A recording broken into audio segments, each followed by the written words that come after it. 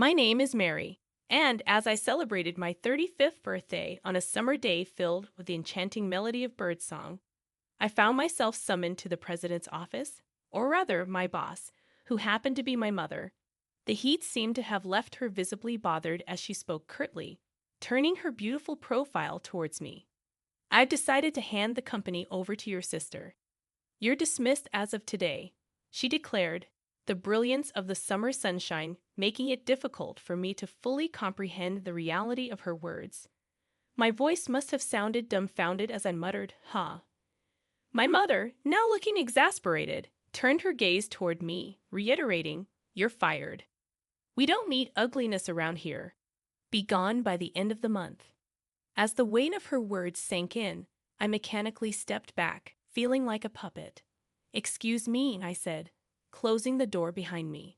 In the president's office, where only the sound of birds echoed, I mulled over her abrupt decision. However, my contemplation was interrupted when she reprimanded me. "Are you still here? Get back to your work immediately." Our company, a small two-story building engaged in demolition business, employed about 10 people.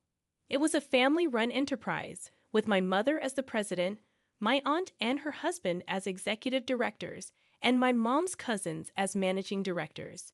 Despite the familial structure, it was evident that my mother held the majority of the power.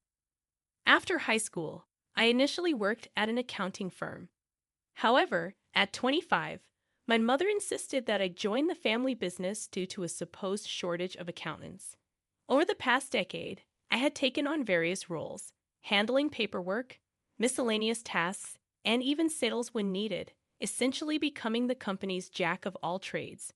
Contrastingly, my younger sister, Lucy, at 32, had only been with the company for 2 years. Prior to that, she hopped between jobs, deeming none suitable for her. My mother eventually hired Lucy as an executive director when her employment prospects dwindled after she turned 30. The disparity in treatment between Lucy and me was evident to everyone in the company. However, I had long accepted that my mother had always favored my sister, dating back to our childhood.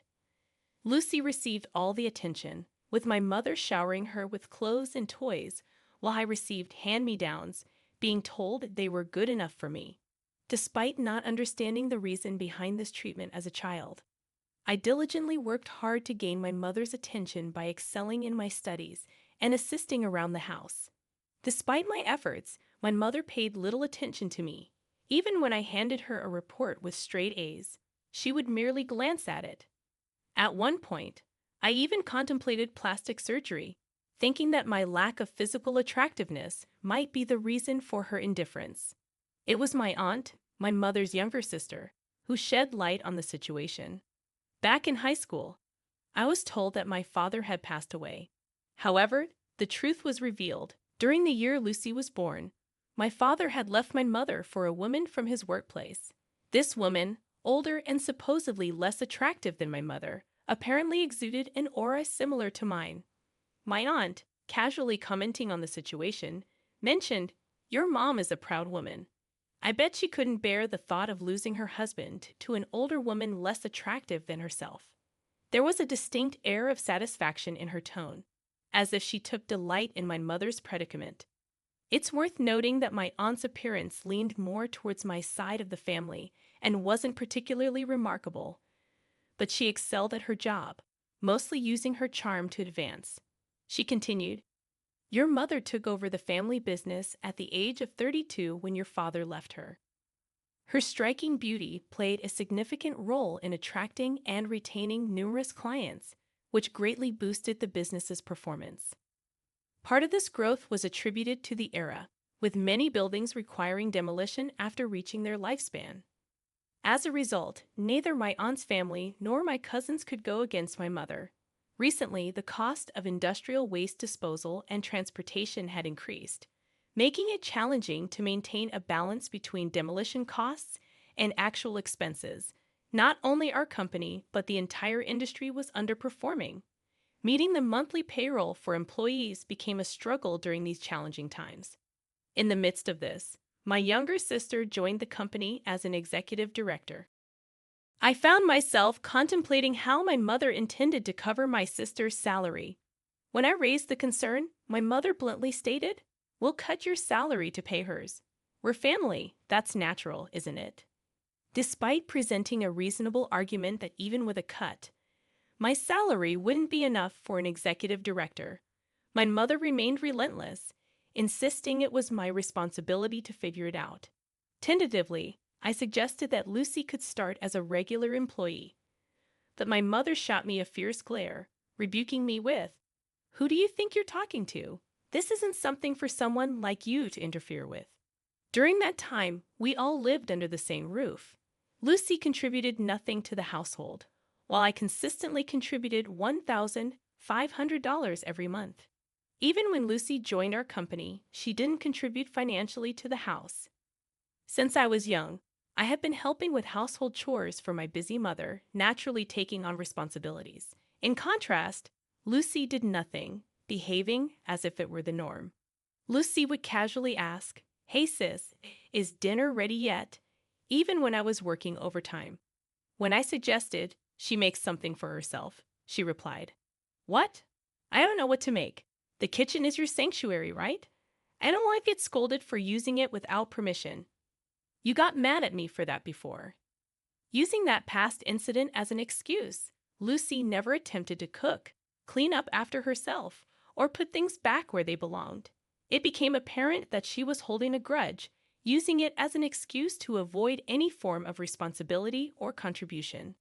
Reluctantly, I often found myself coming home to prepare dinner and then heading back to the office to continue working.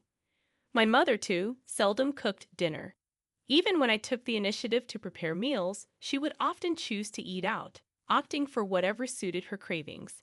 However, with my mother frequently attending business meals with Lucy, the need for me to cook dinner had diminished.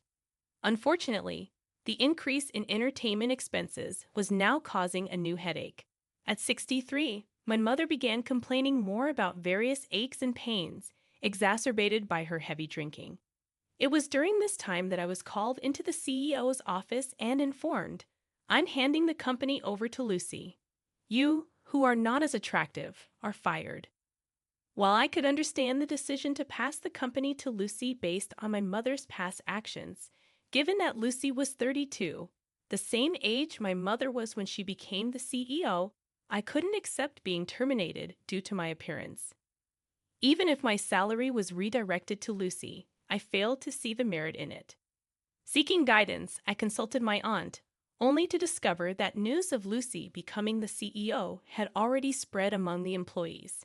However, the news of my termination was a surprise to my aunt as well. After pondering for a bit, my aunt revealed that Lucy had been expressing dissatisfaction behind the scenes. Lucy didn't like the fact that even if she declared she would handle something at the company, everyone assumed it was okay because they could always ask me for help.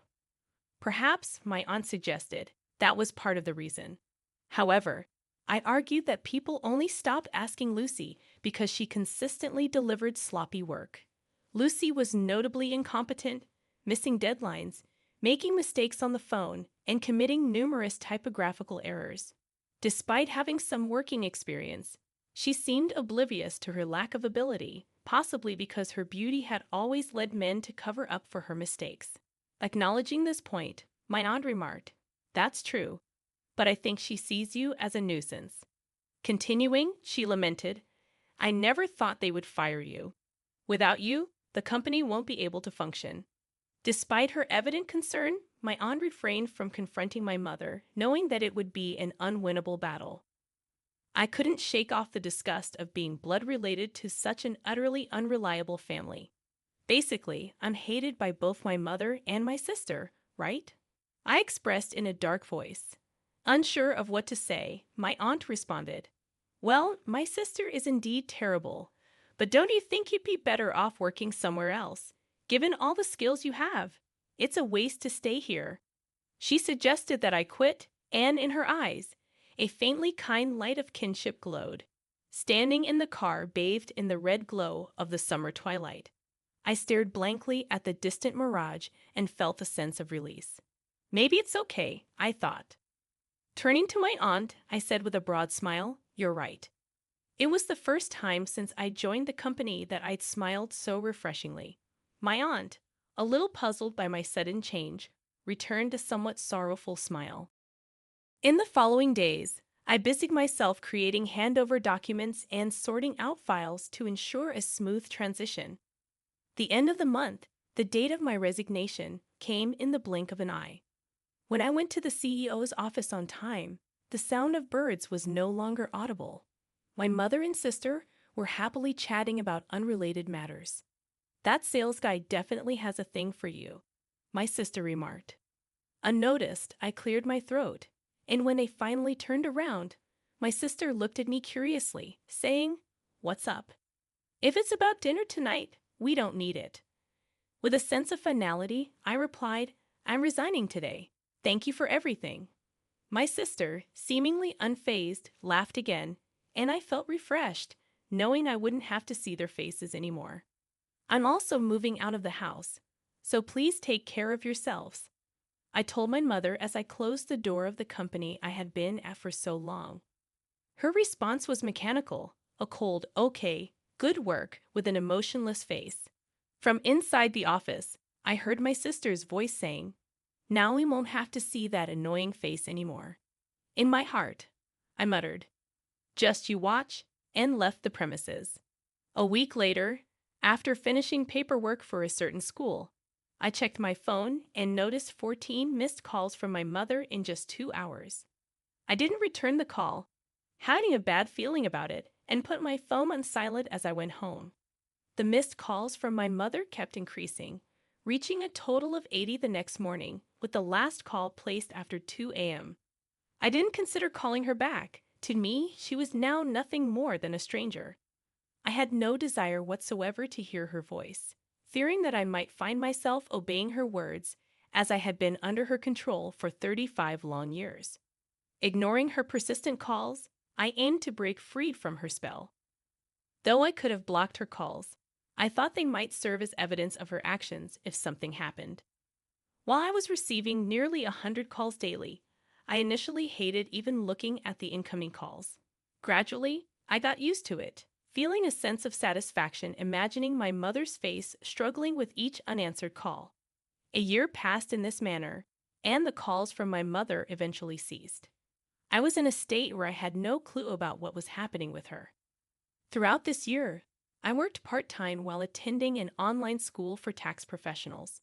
I successfully passed the exams and recently secured a job at a leading tax consultancy firm. Practical experience and various tasks at my mother's company provided me with the ability to see the bigger picture, proving to be a great asset in my new role. I felt thankful for the hard work I had put in over the past decade. The people at my workplace were wonderful, and we collaborated to get the job done, a huge contrast from the isolation and mistreatment I experienced before. Leading a fulfilling life, I happened to visit a client near my mother's company. Passing by, I noticed the windows and entrance were conspicuously dirty, and the indoor plants I had once cared for were now withered.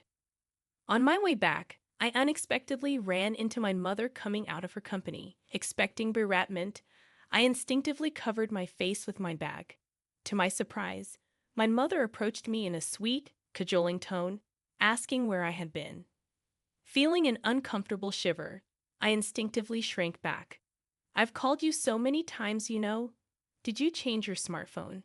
It seemed she hadn't even considered the possibility that I might not want to contact her because I despised her. I couldn't help but wonder about her thought process, given all the things she had done to me. Ignoring my baffled expression, my mother continued, "Oh, but it's a good thing I saw you. Look at the state of this company. It's dreadful, isn't it? You can start working from tomorrow. I'm not angry. I forgive you for leaving a year ago. Please start coming to work from tomorrow." It took me a few seconds to comprehend what my mother had just said. In her mind, was there only an image of a little me crying and adoring her?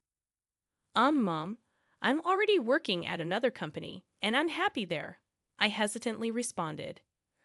Her face contorted into something monstrous, and she bellowed, "What?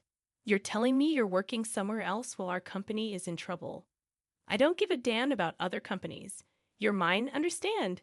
Causing a scene in the middle of the street. Wait a minute.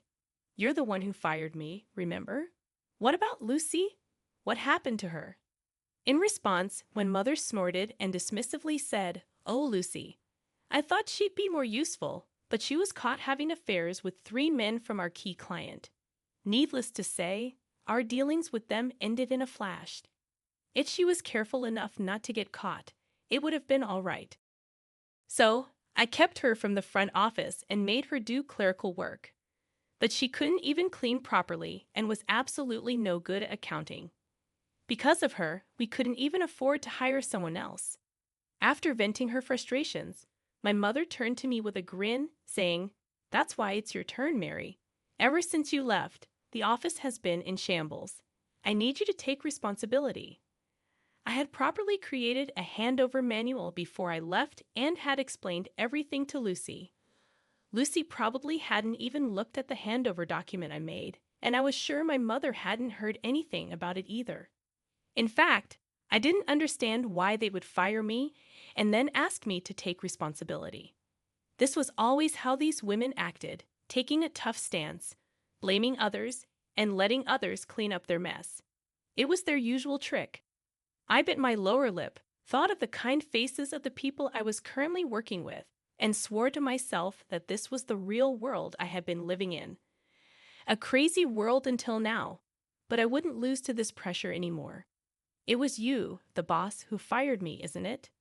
My mother seemed a bit startled by the change in my tone. And the reason you fired me was because I'm ugly, right? Before I knew it, a crowd had gathered around us, apparently intrigued by our argument. While mindful of the eyes around her, my mother stuttered, "Did I say something like that? Are you sure you didn't mishear?" "No, I heard it very clearly." "You're going to hand over the company to my beautiful sister and fire me, the ugly one. I didn't understand what you meant. I've been working my butt off at the company for 10 years, but you suddenly decided to hand over the company to my sister, who barely does any work after just 2 years. I question your judgment." As I explained this clearly, the crowd began to stir. "Really? Can that happen? That's awful, isn't it? Is she her own mother? Are they two related by blood? Some people even started filming us, and I was so angry I didn't care about that." My mother started sweating and turning pale under the collective glares of blame from around her. She started to panic. "Mary, you're misunderstanding. Let's go inside for now." "Misunderstanding? What am I misunderstanding? If you didn't say such a thing, shouldn't you be able to clearly say it wasn't like that?" When my mother fell silent, the people around us started to say, "Oh, she's silent, so it's true. That's unbelievable." Then something seemed to snap in my mother. She started shouting, "Shut up. It's all your fault for being ugly and gloomy. Ugly people should know their place and obediently do what beautiful people say. That's all you're good for." People around us were taken aback by her outrageous behavior and began to upload their videos quickly. The thumbnail headlines were like that: "The ugly woman obeys the beautiful woman." The video went viral. To my mother's clients, she was soon told to cease all transactions with all companies. It seems that in the year after I left the company, they were engaged in a lot of shady activities, like fraudulent registration and tampering with the accounting books. So when the video spread, everyone seemed happy to distance themselves. Naturally, the company went bankrupt, and my mother and sister, who had lost their source of income, came to my apartment. But of course, I didn't open the door. In the end, they moved to a 45-year-old apartment with no bath, living in fear of their creditors, working part-time. Because my sister always tried to take it easy by flirting with the male employees due to her beauty, she was disliked by her fellow part-timers and had to change her part-time job frequently. As for my mom, everyone knew about the video that had spread on the internet, and she was being distanced by her part-time work colleagues. It seems she's just silently working by herself. Meanwhile, I found a boyfriend at my new workplace. He's not handsome, but he told me he likes me because I work very seriously and sincerely. We're planning to get married soon. I'm spending my days feeling truly glad that I've been diligent all this time.